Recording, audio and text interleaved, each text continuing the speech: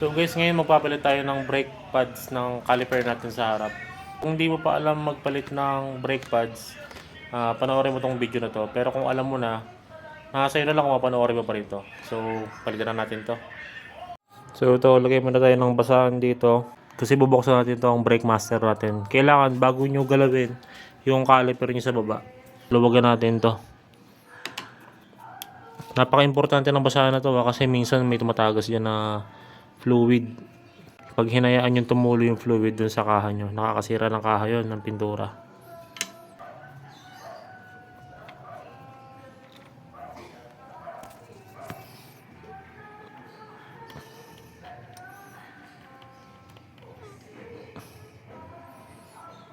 Pagka nalawagan nyo na yung brake master sa taas, ganda yung medyo nakaangat lang yung cup.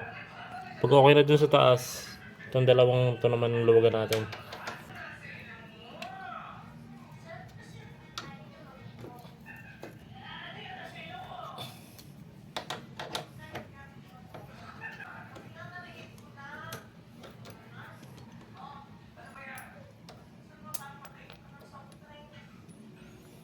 Tapos tanggalin na natin ito. Yun. Kita nyo manipis na. Yan. Ito may clip lang to. Yan. Ito. Ito, hugutin nyo na. Yan, tanggal na yung pads. Manipis na siya mga idol kung makikita nyo. Yan. Sobrang nipis na dito. So pamalit na talaga siya. Sa mga nagtatanong kung di ako nagkakamali, pang wave 125 to itong brake pads na to. So ito yung purpose kung bakit kailangan na nakabukas yung brake master sa taas. Kasi ibabalik natin tong piston sa loob. Yan. So pagka magkakalas kayo ng mga calipers nyo, isabay nyo ng kalasin lahat ng bracket, pati itong mga goma na to. Kung kaya nyo linisin nyo kasi napakahalaga ng ginagampanan ng mga goma na to. Pag ito nabutas, palitan nyo na kaagad kasi hindi magpo-perform ng maayos yung mga preno nyo kapag kaisa dyan may butas na. Dyan nagsisimula yung ganito, yung uneven na kain ng preno. Sa mga rubber dampers na yan, yan yung dahilan kung bakit hindi pantay yung kain. Ayan, dito ang kapal pa, dito manipis na. Ayun yung may problema dyan. Sabihin niya nag-i-stack up na siya. Ito. Nakikita nyo. Ito okay pa naman to May grasa kasi siya. Natuyo lang siya pero goods ba gumagana pa siya ng maayos. Dagdagan na lang natin to ng grasa. Pero yung stud ko dito sablay na.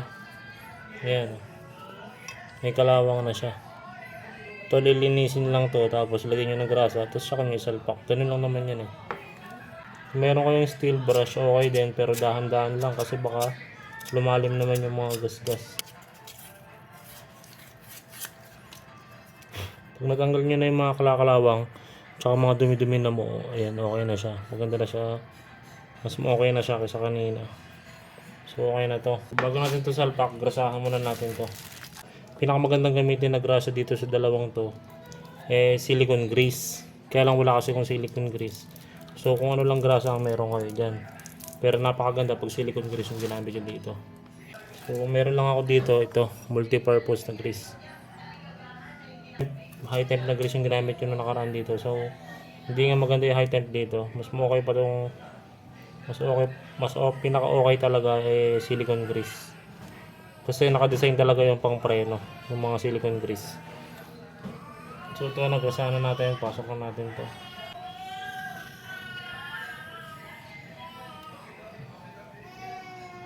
Kita nyo, nagbobomba siya ng hangin na yan tinutulak niya pabalik. Yan.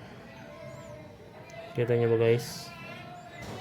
Sabihin, goods pa yung goma na to.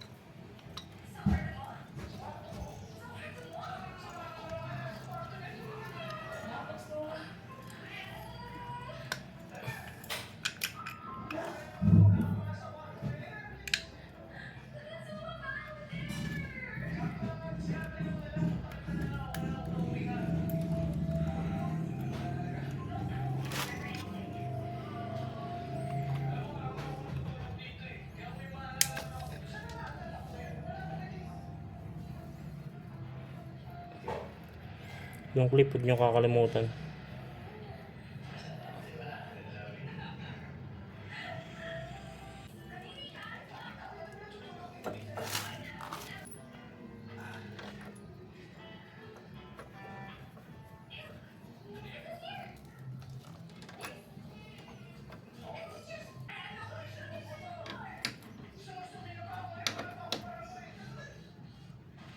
Ayan.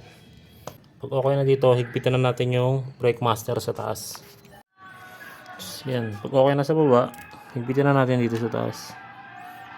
Yan lang naman yan.